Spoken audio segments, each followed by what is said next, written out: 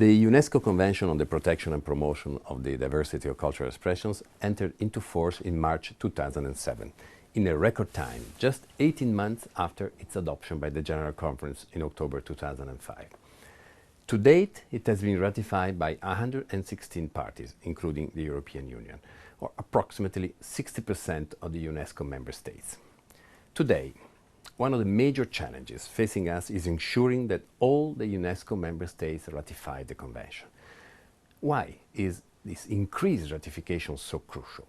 Well, there can be no doubt that ratification accelerates the dissemination of the Convention's core message in all the continents, and its outreach to different audiences, from public and private actors to artists and cultural professionals, as well as the general public.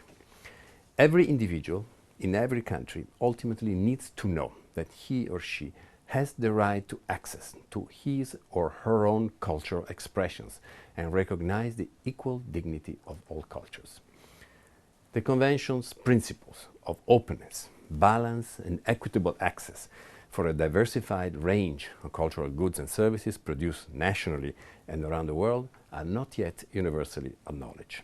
This Convention is the first international standard-setting instrument that explicitly aims to promote sustainable development and poverty eradication. Thus, it is an invaluable tool for attaining the Millennium Development Goals. Increased ratification would further consolidate the legitimacy of this innovative instrument and more effectively demonstrate the links between culture and development. For example, the impact of vibrant local cultural industries and markets on employment, poverty reduction, and social cohesion. Finally, a large number of parties would result in an accrued contribution to the International Fund for Cultural Diversity. So, how are we proceeding?